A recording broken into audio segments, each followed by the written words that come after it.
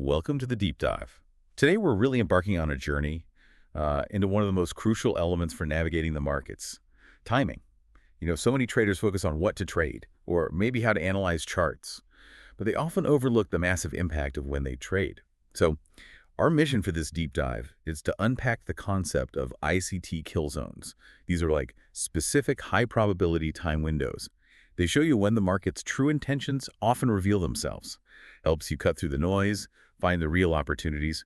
We're digging into sources here from Gitchy Trades, which is all about helping you understand these market intricacies. Exactly. And look, this isn't just about, glancing at the clock. It's much deeper. It's about understanding that underlying algorithmic pulse of the market, recognizing why these specific moments matter so much to the big players and, well, to anyone wanting precision. Absolutely. Think of it like a finely tuned orchestra. Right. You don't expect the big finale right in the middle of the warm-up session.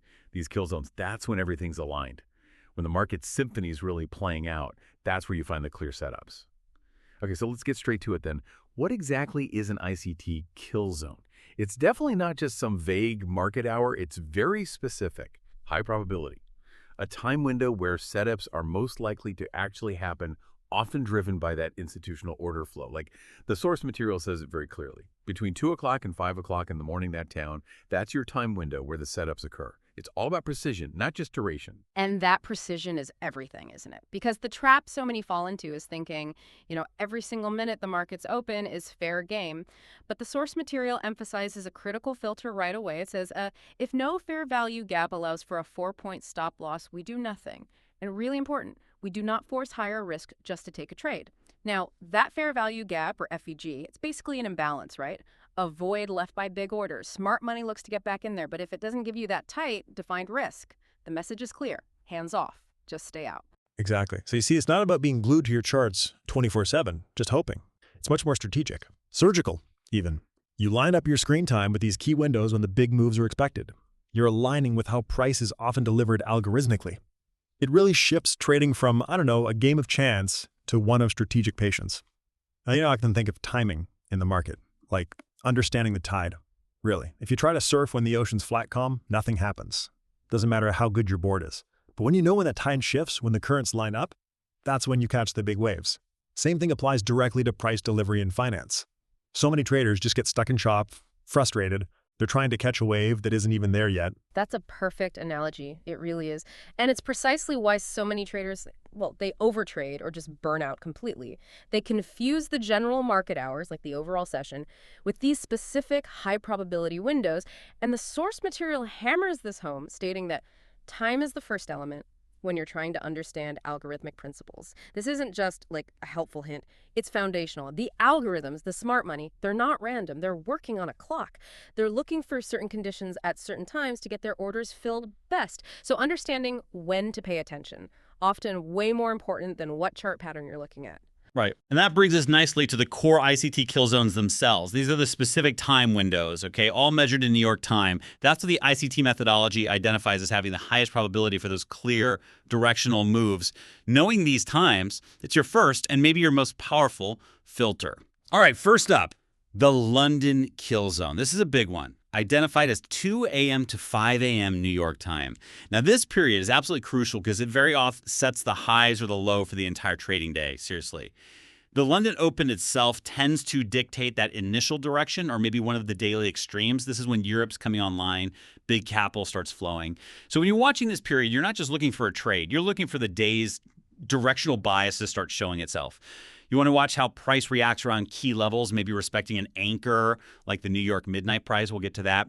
Or maybe drawing towards liquidity, those areas where you expect lots of orders are sitting, waiting to be swept up by the algorithms. Okay, but what if during this really key London kill zone, what if the market just seems, dead, slow? You're there, ready, but price isn't doing much. How do you square that with it being a high probability window? Yeah, that's a fantastic, really practical question. And it gets to the nuance, right?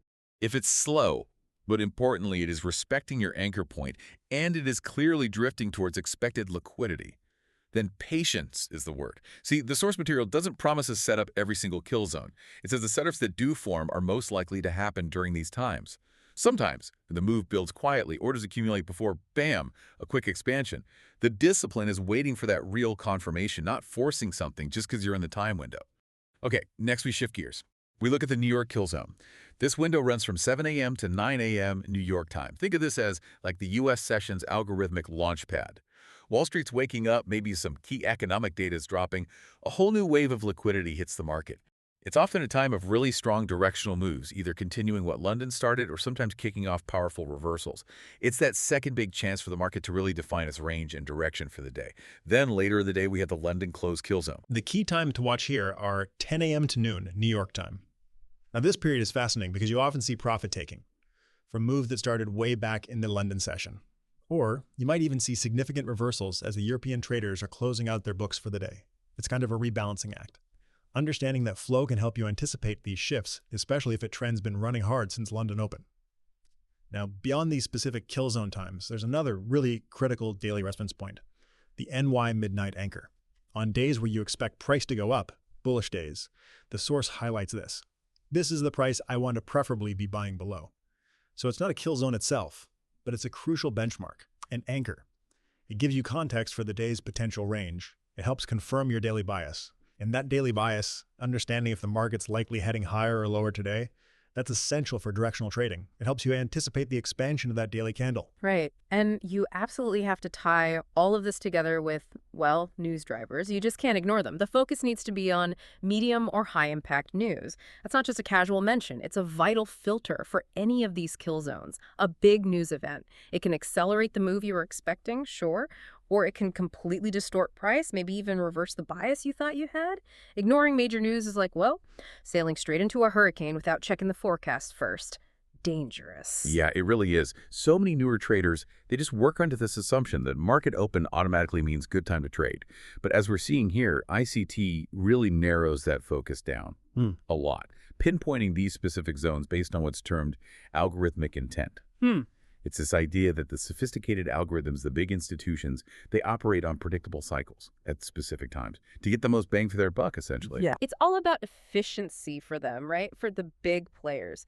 They aren't just reacting randomly. They're often executing these carefully planned sequences. For instance, the sources explain, London Open generally has the highest probability of creating the high or the low of the day. That's probably not just a coincidence. It reflects that initial algorithmic push to establish the day's range, whereas London close, like you said, often reflects the profit-taking side or maybe the other end of that daily range. Recognizing that difference helps you figure out your daily bias, which, as you said, is absolutely essential. You need it for precise trading. Well, let's try to make this really concrete. Imagine two traders from those source material examples. Chris, Maria, same market, similar analysis skills probably, Chris. He's like many traders starting out, glued to the charts all day long, chasing every little flicker. Catches some wins, sure, but then gives it all back in that messy chop between the kill zones. He's always busy, but his results are inconsistent. Then you have Maria. She plans her day meticulously around just the London Open and the New York Open kill zones. That's it. She filters everything through her daily bias, uses that NY midnight anchor, and if a setup doesn't tick all her boxes, she just walks away. No stress. Result. Despite way less screen time, Maria consistently finishes the week green. Same market, totally different approach to timing. It just perfectly highlights the power of being targeted disciplined. Okay, now let's talk pitfalls. Because knowing the kill zones is one thing, but you need to avoid the common traps. These are the things that can completely undermine the benefits of focusing on timing. First one, huge one. Forcing trades. We touched on it, but it bears repeating.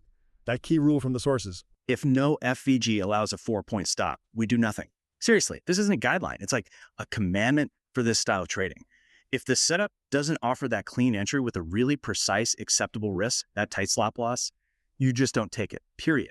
Forcing bigger risk just to be in the market, that's a guaranteed path to losing capital and confidence fast. That's such a crucial point. And it's often the hardest one, isn't it? It's the ultimate test of patience, discipline, because the market will move without you sometimes. And that has to be okay. The goal isn't catching every wiggle. It's catching the best moves, the ones with the lowest defined risk. Another big pitfall, lunch hour trading. Yeah.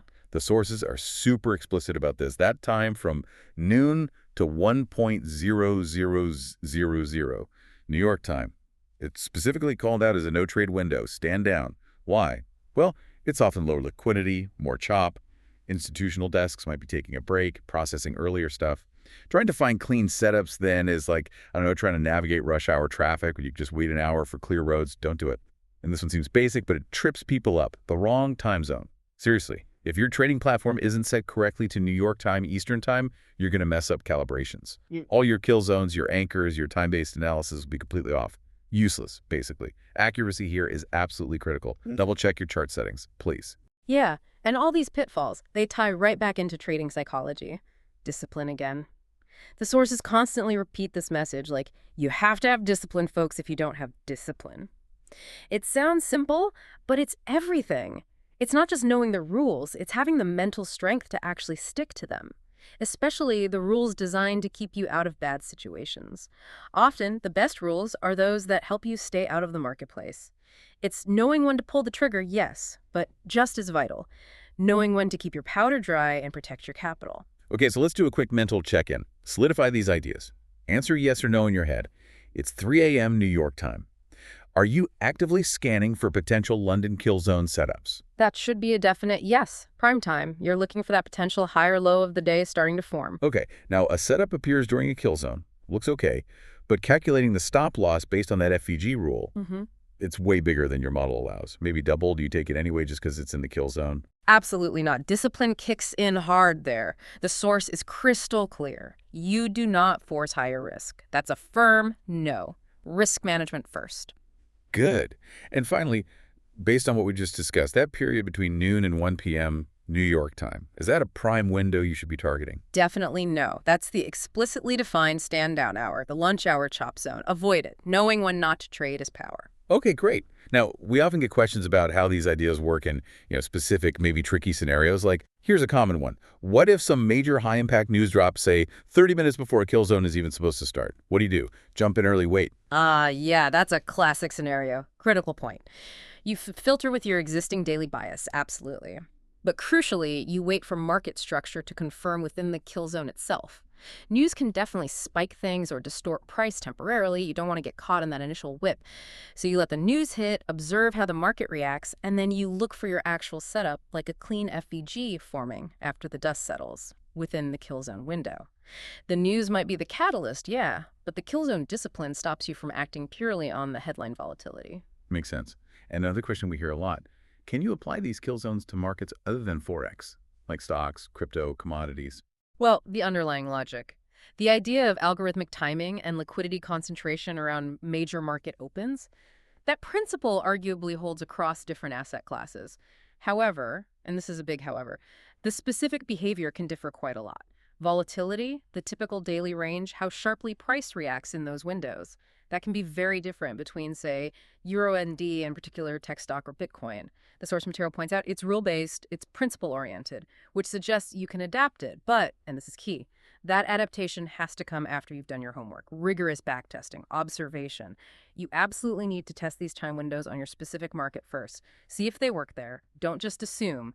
Prove it to yourself before risking capital. Excellent advice. Okay, so let's try to wrap this up and really distill the essence of this deep dive on ICT kill zones. 3 core takeaways for everyone listening. Okay, first, time. Time is your ultimate filter. Seriously. It's not about staring at charts all day. It's about being strategically present during those specific high-probability windows. The times when price consistently prints the setups you're actually looking for. This cuts wasted effort, boosts your probability. Second takeaway. Always try to align yourself with that algorithmic intent. These strategic open and close periods, they aren't random. They're often when the big players are setting the day's extremes. Recognizing these patterns gives you critical directional clues. It helps you ride those powerful currents instead of swimming against them. And finally, number 3, discipline. It really is the secret sauce in trading. Using those daily anchors like the NY midnight price, paying close attention to high-impact news, and maybe most importantly, strictly respecting those no-trade hours. These are your shields. They protect you against impulse decisions, preserve your capital, protect your mental game. They ensure you're only taking the best, highest probability shots. Yeah. Understanding these time-based principles, it's not just about memorizing the clock times, is it? It's about developing almost like a subconscious feel for how price behaves within these predictable rhythms. As the source material puts it so well, learning comes by way of practice. You have to see it happen repeatedly. So the question for you listening is, how might really focusing on when you trade fundamentally change your current approach? Or maybe, what specific steps could you take, starting now, to begin backtesting these precise windows on your market? See their power firsthand. This deep dive into the fascinating world of ICT kill zones was brought to you from DitchyTrades. We definitely encourage you to visit the website, grab the free checklist over at GitchyTrades.com. It'll help continue your learning journey and start putting these powerful concepts into practice.